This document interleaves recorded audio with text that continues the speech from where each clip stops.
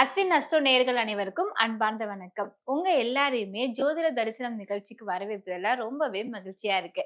இன்னைக்கு நம்ம கூட 5 தலைமுறை பாரம்பரிய ஜோதிடர் ரத்னகுமார் சார் இணைந்திருக்காங்க. அவங்க கிட்ட ஆன்மீக ரீதியான பல கேள்விகளுக்கு பதில் கேட்டு தெரிஞ்சுக்கலாம் வாங்க. வணக்கம் சார். வணக்கம் சார். வணக்கம். எப்படி இருக்கீங்க? நல்லா இருக்கேன். Okay sir. பொதுவா ஜாதகத்துல பாத்தீங்க அப்படின்னா, ராசி பார்த்து திருமண வாழ்க்கையோ இல்லன்னா அவங்களுடைய வாழ்க்கையில அடுத்த விஷயங்களும் அவங்க பண்ணுவாங்க. ஆனா எல்லாருக்கும் அது சிறப்பா இருக்கா அப்படின்னு கேட்டா இல்ல. கேள்விக்குறிதான். பொதுவா எந்த எந்த விஷயத்த பாக்குறதுனால நம்ம வாழ்க்கை சிறப்பா இருக்கும் அப்படின்னா, ஜாதகத்துல இந்த விஷயம் தான் பார்க்கணும் அப்படின்னு ஏதாவது இருக்கா? அத பத்தி எங்களுக்கு விளக்கமா சொல்லுங்க. ஓகே. அதாவது ஒரு ஜாதகம் பாக்குறீங்க. ஜாதகம் சூப்பரா இருக்கு அப்படின்னு வச்சுக்கோங்க. ஆனா என்னங்க யார்கிட்ட போய் கேட்டாலும் என் ஜாதகம் நல்லா இருக்குங்கிறாங்க. ஆனா என் வாழ்க்கையில எந்த விதமான நன்மையுமே அனுபவிக்கலையே. இதுக்கு என்ன காரணம் அப்படின்னா, ஜாதகம் யோகமா தான் இருக்கு பாட்டி. ஆனா அதை வழிநடத்தக்கூடிய திசை, அது வழிநடத்தக்கூடிய புத்தி. அப்ப யோகமான திசா புத்திகள் அவங்களுக்கு வரலன்னு தான் அர்த்தம். அப்ப என்ன யோகமான ஜாதகமா இருந்தாலும் அந்த திசை தான் அந்த ஜாதகத்துக்கான யோகத்தை தீர்மானிக்கிறது. அப்ப யோகமான ஜாதகத்தை வழிநடத்தக்கூடிய விஷயமா இருக்கிறது திசா புத்தி மட்டுமே. அப்ப ஒரு ஜாதகத்துல ஒருத்தவங்களுக்கு ஜாக்பாட் அடிக்குது, அதே சமயத்துல அவங்க மிகப்பெரிய ஒரு வளர்ச்சியை நோக்கி போறாங்க. திண்ணையில படுத்தவங்களுக்கு திடீர்னு கல்யாணம் அப்படின்னு சொல்ற மாதிரி அவங்களுக்கு அந்த அமைப்பெல்லாம் ஏற்படுத்துறது பார்த்தீங்கன்னா திசா புத்தியோட அடிப்படையில தான் அது நடக்குது. Okay sir. நீங்க ஜாதகத்துல திசா புக்தி பார்த்தா வாழ்க்கை இன்னும் சூப்பரா இருக்கும், சிறப்பா இருக்கும் அப்படின்னு சொல்லியிருக்கீங்க. அப்படி பார்க்கும்போது ஃபர்ஸ்ட் நம்ம என்ன பார்க்குறோம் அப்படின்னா, கேது திசை பார்க்குறோம் சார்.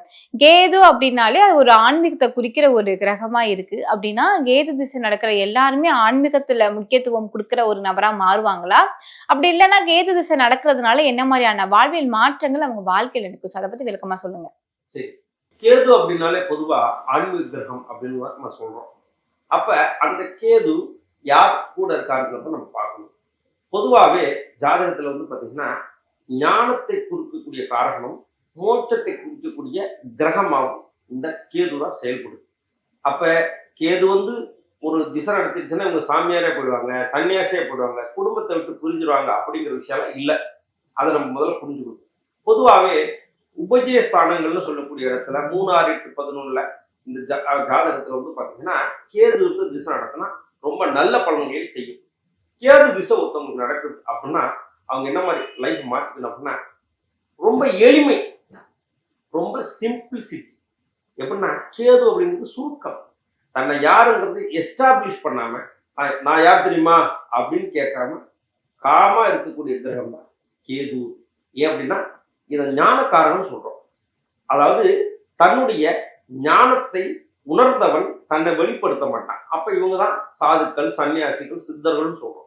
இப்ப இவங்க எவ்வளவு பெரிய வித்தைகள் தெரிஞ்சிருந்தாலும் இவங்க மனிதர்களை விட்டு விலகி பாத்தீங்கன்னா சந்துல பொந்துல, அதே சமயத்துல குகையில, இந்த மாதிரி இடங்கள்ல இந்த கேது அமைப்புல உள்ளவங்க இருப்பாங்க. சரி, இது ஞானிகளுக்கு ஓகே தாங்க. அப்ப குடும்பம் நடத்துறவங்க என்ன செய்யணும் அப்படின்னா, குடும்ப வாழ்க்கையில சில குறைபாடுகள் வர்றதுக்கான வாய்ப்புகள் உண்டு. நீங்க பாருங்க, வெளிநாட்டில் இருக்கக்கூடியவங்களுக்கு மேக்சிமம் கேது திசை, ராகு திசை நடக்கும். அப்ப இவங்களுக்கு நேச்சராகவே இந்த குடும்பத்துல இருந்து இந்த டிஸ்டன்ஸை ஏற்படுத்தி கொடுக்கும். கணவன் மனைவி பிரச்சனை, இந்த டைவர்ஸ் வரையும் போது பார்த்தீங்களா, அதுக்கு கேது திசையோ கேது புத்தியோ ரொம்ப இம்பாக்டா இருக்கும். ஏன் அப்படின்னா கேதுங்கிறது சுருக்கம். எப்படின்னா குடும்ப வாழ்க்கையில பெரிய எக்ஸ்பெக்டேஷன் இல்லாம இருந்தாலே இவங்க ஜெயிச்சிடலாம். பொதுவா இந்த கேது திசை நடக்கிறவங்க என்ன பண்ணணும் அப்படின்னா, செவ்வாய்க்கிழமையில முடிஞ்ச காவி வேட்டி கட்டிக்கலாம். அப்ப இவங்க ஆபீஸ் போறாங்க, அந்த மாதிரி உள்ளவங்க என்னங்க பண்றது? நான் எப்படிங்க கட்ட முடியும்? ஆபீஸ் போயிட்டு இருக்கேன், என்ன காவி வேட்டி கட்டினா உள்ள அலோ பண்ணணும். நைட் தூங்கும் போது கட்டிக்கலாம், இல்லைன்னா அதை பெட்ல விரிச்சு படுத்துக்கலாம். அதே போல தாடி லைட்டா வளர்த்துக்கிறது இந்த கேது திசைக்கு ரொம்ப நல்லது. ஏன்னா கேது அப்படிங்கிறது முடி. நீங்க கையில கயிறு கட்டுறவங்க பார்த்துருக்கீங்கல்ல, விதவிதமா கயிறு கட்டுறவங்க பார்த்தீங்களா, கேதுதான் கயிறு. அப்ப இந்த கேது திசை சிறப்பா செயல்பட கையில கயிறு கட்டிக்கிறது ரொம்ப நற்பலன்களை கொடுக்கும். அப்ப அந்த கேது எந்த நட்சத்திரத்துல இருக்காரு, எந்த பாவத்துல இருக்காரு அப்படிங்கிறதெல்லாம் நீங்க அந்த இடத்துக்கு தகுந்த மாதிரி கலர் கட்டிக்கிறது நல்லது. கருப்பு கலரா, அது பச்சை கலரா, ரெட் கலரா, அதே சமயத்துல பிங்க் கலரா, அப்படி மஞ்சள் கலரா, இதெல்லாம் அந்த கேது யாரோட சேர்ந்திருக்காரு, எந்த பாவத்துல இருக்காரு, அதுக்கான கலரை தேர்ந்தெடுத்து பயன்படுத்திக்கிறது ரொம்ப சிறப்பா இருக்கும். Okay sir. இந்த கேது திசை நடக்கிறதுனால கவனமா இருக்கணும் அப்படின்னு சில விஷயங்கள் ஏதாவது இருக்குங்களா? பெரிய முதலீடுகள் செய்யக்கூடாதுங்க. அதாவது வாப்பா உனக்கு வந்து 1க்கு 2 தரேன். அதே சமயத்துல ஷேர் மார்க்கெட்ல இன்வெஸ்ட் பண்றது, பிட்காயின்ல இன்வெஸ்ட் பண்றது, அதே போல இன்ட்ரெஸ்ட் கூடுறது, 1க்கு 2 அப்படின்னு சொல்லக்கூடிய ஆசை வார்த்தைகளை கேட்டு இவங்க வந்து பெரிய லெவல்ல லாக் ஆயிடுவாங்க. கேதுசு அப்படின்னாலே முடக்கம்னு அர்த்தம். அப்ப யாருக்கும் வட்டிக்கு பணம் கொடுக்கறது, கைமாத்தா பணம் கொடுக்கறது, கேஷ் ஹேண்ட்லிங்ல ரொம்ப கவனமா இருந்தாங்கன்னா இந்த கேது திசை இவங்களுக்கு பெரிய அளவுல பாதிப்பு கொடுக்காது. Okay sir. இப்ப கேது திசை நடக்கும்போது பார்த்தீங்க அப்படின்னா, நெனச்ச விஷயங்கள் எல்லாமே வந்து அவங்களால சாத்தியப்படுத்திக்க முடியுமா சார்? நிச்சயமா முடியும். ஏன்னா கேது தன்னுடைய கேரக்டராவே இவங்க மாத்திக்கணும். அதனாலதான் உடையில ஒரு சின்ன மாற்றம், உருவத்துல சின்ன மாற்றத்தை நம்ம சொன்னோம். அப்ப லேசா தாடி வளர்த்துக்கிறது, காவி வஸ்திரங்களை பயன்படுத்திக்கிறது, அதே போல ஆன்மீகம், கோவில் வழிபாடுகள், யாத்திரை, இந்த ஜீவ சமாதியெல்லாம் போயிட்டு சுத்தி வழிபாடு பண்றது, இந்த பௌர்ணமி நாட்கள்ல போய் ஜீவ சமாதியில தூங்கிட்டு வருவாங்க இல்லையா? அப்ப டோட்டலாவே தன்னை கேதுவா மாத்திக்கிட்டா இந்த கேது திசை அவங்களை எந்த விதத்திலும் டிஸ்டர்ப் பண்ணாது. அவங்களுக்கு தேவையான விஷயங்களை அள்ளி கொடுக்கும். Okay sir. இப்ப கேது திசை நடக்கிறவங்களோட கேது திசை நடந்துகிட்டு இருக்கு அப்படின்னா, அவங்களுக்கு என்ன மாதிரியான ஆலய வழிபாடு சிறந்ததா இருக்கும் சார்? சரி, நாம கேது அப்படின்னாலே விநாயகர் அப்படின்னு எல்லாருக்கும் தெரியும். ம். அப்ப கேதுவுக்கு அதிதேவதை விநாயகர். அப்ப இவங்க தொடர்ந்து விநாயகர் வழிபாடு செய்யறது. கோவில்கள் எடுத்துக்கிட்டீங்கன்னா ரொம்ப சிறப்பா இருக்கக்கூடியது பிள்ளையார்பட்டி. அப்ப பிள்ளையார்பட்டிக்கு இவங்க செவ்வாய்க்கிழமை போகணும். ஏன் செவ்வாய்க்கிழமை போகணும் அப்படின்னா, செவ்வாயை போல் கேது. இப்ப சனிக்கு ஒரு பிரதி பண்ணிட்டீங்கன்னா அது வந்து பாத்தீங்கன்னா, ராகுக்கு ஒரு பிரதி பண்ணிட்டீங்கன்னா அது சனிக்கிழமை செய்யணும். ஏன்னா சனியை போல் ராகு, செவ்வாயை போல் கேது.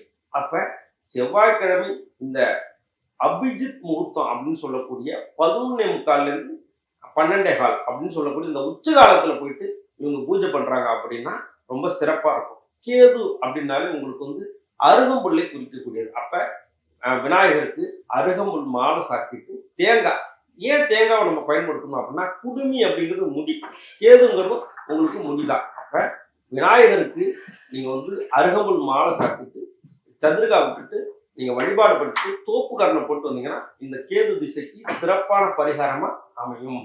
Okay sir. நீங்க இப்ப ஆலய வழிபாடு சொன்னீங்க. வாழ்வியல் பரிகாரம் பத்தி சொல்லுங்க சார். கேது அப்படின்னாலே உங்களுக்கு வந்து உடம்புல பாத்தீங்கன்னா நகம். அப்ப இவங்க செவ்வாய்க்கிழமை நகை வெட்டுறது தவிர்க்கணும்.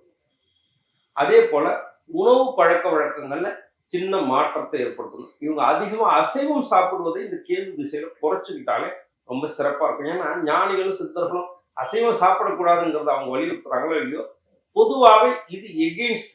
அதாவது வந்து அசைவ உணவுகள் அப்படி எல்லாமே ராகுவை குறிக்கக்கூடியது. கேது அப்படிங்கிறது எல்லாமே ஞானத்தை நோக்கி போகக்கூடியதுனால இவங்க கேது திசையில அசைவ உணவுகளை குறைச்சி சாப்பிடுறது இவங்களுக்கு ரொம்ப சிறப்பான பலன்களை ஏற்படுத்தி கொடுக்கும். Okay sir. எனக்கு ஒரு சின்ன டவுட் சார். இப்ப இந்த கேது திசை நடக்குது அப்படின்னா, இது பெரும்பாலும் இதுக்கு ஒரு குறிப்பிட்ட காலம் இருக்கா? இவ்வளவு நாள் தான் அந்த திசை வந்து நடக்கும் அப்படின்னு இருக்கா? இல்ல அது நம்மளுக்கு ஆமா. வாழ்வியல் எண்டு வரைக்கும் அந்த திசை வந்து நடக்குமா? இல்ல, வாழ்வில் எண்டு வரையும் நடக்காது. ஆ. ஒவ்வொரு திசைக்கும் ஒரு வருஷம் இருக்கு. ஓகே. கேது திசை 7 வருட காலம். இந்த ஓகே. 7 வருஷம் தான் நடக்கும். ம். பொதுவாகவே பிறக்கும் போதே ம். யாருக்கு வந்து இந்த கேது திசை வரும் அப்படின்னா அஸ்வினி, மகம், மூலம். அப்ப அஸ்வினி நட்சத்திரத்துல பிறந்தவங்க, மக நட்சத்திரத்துல பிறந்தவங்க, மூல நட்சத்திரத்துல பிறந்தவங்களுக்கு பிறக்கும் போதே கேது திசை வந்துடும். ம். அது மேக்சிமம் ஒரு 2 வருஷம் 3 வருஷம், மொத்தம் 7 வருஷம் திசாபுத்தி. அதாவது நம்ம வந்து ஆதி அந்த பரமநாழி கணக்கு போட்டு சேமிக்கு நிலுவைன்னு நம்ம எழுதுவோம். பேலன்ஸ் போக ஒரு 2 வருஷம் 3 வருஷத்துல முதல்ல கேது திசை முடிஞ்சிடும். ஓகே. மத்தவங்களுக்கு பின்னாடி வரும். ஆமா. Okay, okay sir. சரி, இன்னைக்கு வந்து கேது திசை பத்தி பார்த்திருந்தோம். கேது திசை நடக்கிறவங்க வாழ்வியல் வர என்ன மாதிரியான மாற்றங்கள் வந்து ஏற்படும்?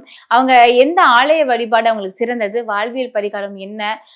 எத்தனை வருஷம் வந்து அது நடக்கும் அப்படிங்கிறத பத்தி எல்லாத்தையுமே ரொம்ப டீட்டெயிலா தெளிவா எங்களுக்கு சொன்னீங்க. நன்றி சார்.